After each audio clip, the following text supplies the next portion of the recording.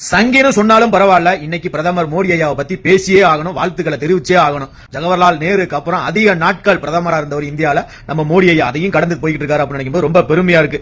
1000 பேர் 1000 விமர்சனம் சொன்னாலும் தமிழ்நாட்டுல சில தற்கொலை எல்லாம் சொல்லிட்டு இருக்காங்க, பிஜேபியால ஒரு சிறு மண்ணை கூட எடுக்க முடியாது அப்படின்னு. உங்களுக்கு இப்பெல்லாம் புரியாது, போக போக புரிஞ்சுக்குவீங்க. இப்ப கூட பாருங்க, இந்த கமெண்ட்ல வந்து கதறாங்க பாத்தீங்களா, டெக்னாலஜிடா உனக்கு எல்லாம் போனை கொடுத்தது யாரு, நீ சொந்த காசு கொடுத்து வாங்கினாலும் இதுக்கு முன்னாடி யார் யூஸ் பண்ணிக்கிறாங்க, என்ன நடந்துச்சு நாட்டுல எந்த இளவுமே தெரியாது. அது உனக்கும் தெரியும் எனக்கும் தெரியும், ஏன்னா நானும் 90s எல்லாம் பிறந்தேன். நீ பாத்துக்கிட்டு இருக்க 2K கிட்ஸா இருந்தாலும் சரி, 18ல இருந்தாலும் சரி, இப்ப இந்த அளவுக்கு டெவலப் ஆயிருக்கு. இந்த போனை வச்சு எல்லா வேலையுமே முடிச்சு விடலாம். இல்ல அப்படின்னா ஒவ்வொரு விஷயத்துக்கும் நம்ம அலைஞ்சுக்கிட்டே இருக்கணும். பல விஷயங்கள் பல விமர்சனங்கள் வந்தாலும் நம்ம கவர்மெண்ட் பஸ் எல்லாம் மோசமா ஓடிக்கிற காலகட்டத்தில் நம்ம நாட்டுல மெட்ரோ ஓடிக்கிட்டு இருக்கு அப்படின்னு நினைக்கும்போது ரொம்ப பெருமையா இருக்கு. இப்பவும் சொல்றேன், எப்பவுமே சொல்லுவேன், நம்ம நாட்டை பொருளாதாரத்துல முன்னோக்கி கொண்டு போகணும். ஒன்னு இழந்தாதான் ஒன்னு கிடைக்கும் அப்படிங்கிறது நல்லா திங்க் பண்ணுங்க. நாங்க எதையுமே இழக்க மாட்டோம், நாங்க எதுவுமே பண்ண மாட்டோம், எங்களுக்கு நல்லதான் வேணும் அப்படின்னு நினைச்சீங்கன்னா இது கிடைக்கிறதுக்கு வாய்ப்புகள் மிக மிக குறைவு. இன்னொன்னு சொல்லிக்கிறேன், தமிழ்நாட்டுல பிஜேபியால ஒரு சங்கங்கள் செங்கல் கூட எடுக்க முடியாதுன்னு சொல்லிக்கிட்டு இருக்கீங்கல்ல, கூடிய சீக்கிரம் கண்டிப்பா என்ன பண்ண முடியுமோ அதெல்லாம் பண்ணுவாங்க.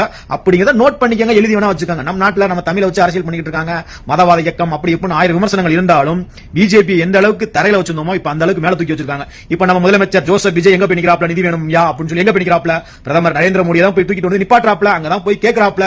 ஏன்னா அங்கதான் கேட்டு ஆகணும். மத்திய அரசு மாநில அரசுங்கிறதுக்கு நிறைய வித்தியாசம் இருக்கும். ஏன்னா நீங்க நிறைய படிச்சு வரதுக்கு ரொம்ப காலகட்டங்கள் நிறைய இருக்கு, போக போக தெரிஞ்சுக்குவீங்க. 2029 மீண்டும் எலெக்ஷன் வரப்போகுது, மீண்டும் மோடி ஐயா தான் வரப்போறாப்ல அப்படிங்கறத உத்தரவாதத்தோட எழுதி வச்சிருக்காங்க.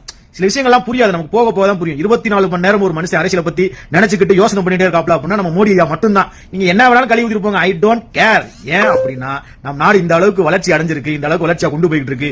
இந்தியா அப்படிங்கிற பேரை எங்கெங்கெல்லாம் நினைவுபடுத்துற அளவுக்கு செஞ்சிருக்காப்ல. எனக்கு நினைவு தெரிஞ்சு நான் வந்து போன் வந்ததுக்கு அப்புறம் ஒவ்வொருத்தவங்க பண்ண செஞ்ச நன்றியும் இருக்கும் கெட்டதும் இருக்கும், நன்றியும் இருக்கும் கெட்டதும் இருக்கும். ஆனா அந்த போன்லயே வச்சு எல்லா விஷயங்களையும் பண்றாங்கல்ல, எல்லாருமே வாங்கி சாப்பிட்டவங்க ஒரு மடக்கு தண்ணி குடிச்சா கூட அந்த தண்ணி குடிச்சவங்கள மறக்கவும் கூடாது, மன்னிக்கவும் கூடாது அப்படிங்கறத சிந்திச்சு செயல்படுங்க. நீங்க 1000 விமர்சனங்கள் மோடி மேல வச்சாலுமே என்னுடைய வாழ்த்துக்கள் மோடி ஐயாவுக்கு சொல்லியே ஆகணும்.